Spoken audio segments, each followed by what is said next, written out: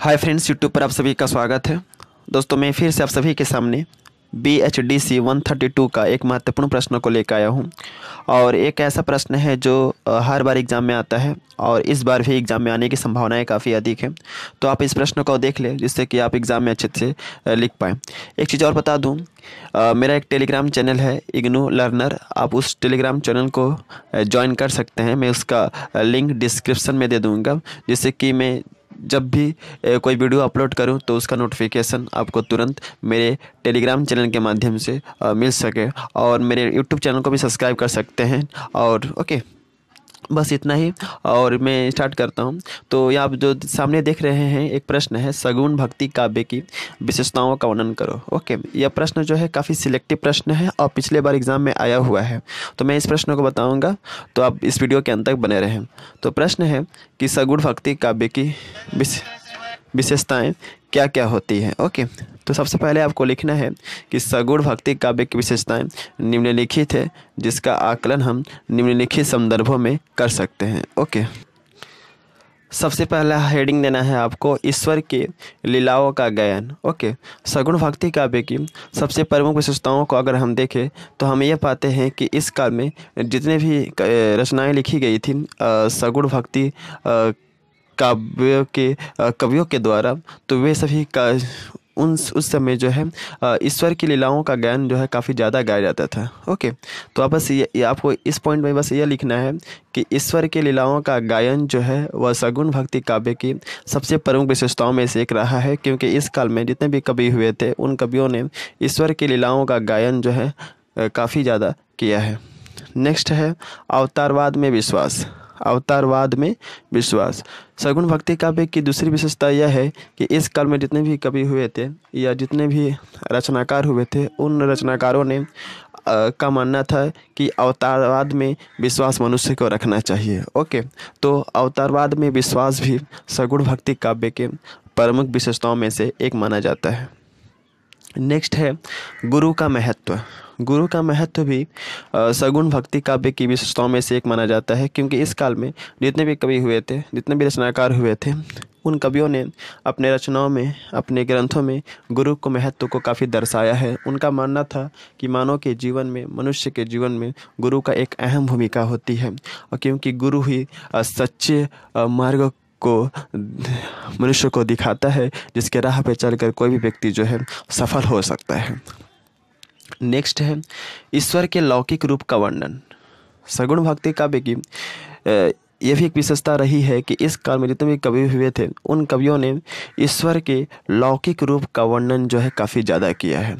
आप किसी भी सगुण भक्ति काव्य के कवियों की रचनाओं को अगर पढ़ेंगे तो उसमें यह देख पाएंगे कि इस काल के कवियों ने ईश्वर के लौकिक रूप का वर्णन जो है बहुत ही सुंदर ढंग से, बहुत ही सहज तरीके से, बहुत ही विस्तृत रूप से जो है उन्होंने ईश्वर के लौकिक रूप का वर्णन अपने रचनाओं में करके जो है लोगों को उससे ये करवाया है। मतलब कहने का मतलब है कि लोगों को बताया है, ओके, अपने रचनाओं के माध्यम से कि ईश्वर के लौकिक रूप कैसा होता है, किस तरीके का होता है ईश्वर का लौकिक रूप।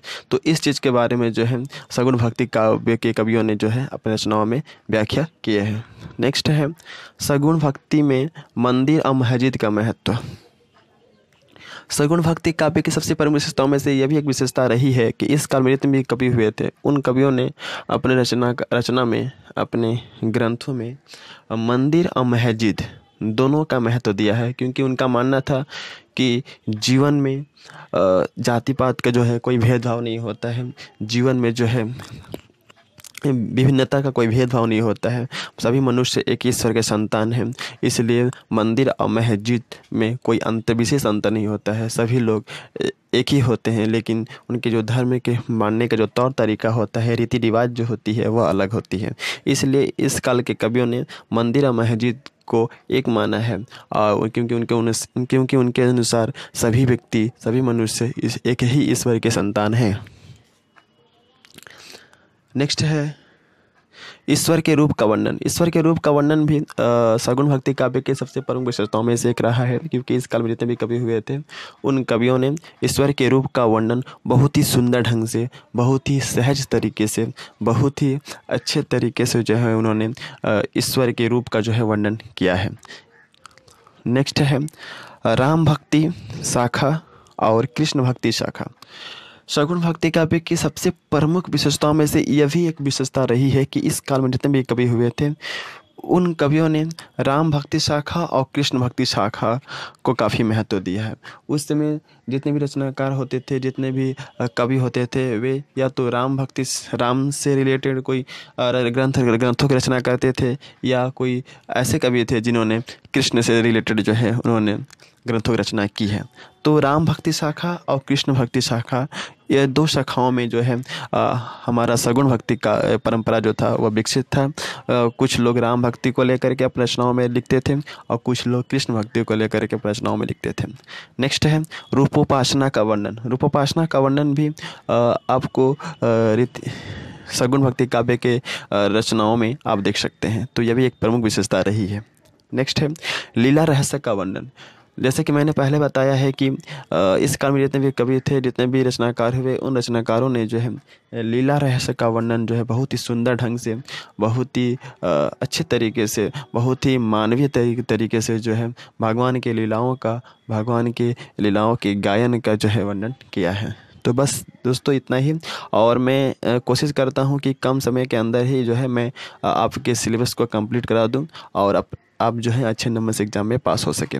तो बस हम इतना ही रिक्वेस्ट करते हैं कि अगर ये वीडियो अच्छा लगा हो तो आप लोग वीडियो को लाइक करें, चैनल को सब्सक्राइब करें, और मेरे टेलीग्राम चैनल को जरूर ज्वाइन कर लें। मैं उसका जो डिस्क्रिप्शन में उसका लिंक दे दूँगा, क्योंकि टेलीग्राम चैनल को ज्वाइन करते हैं तो वहाँ पर मैं PDF भी प्रोवाइड कर दूँगा इसका, तो आप टेलीग्राम चैनल को आप तुरंत जो है सब्सक्राइब कर सकें। Thank you and best of luck for your exam. Thank you.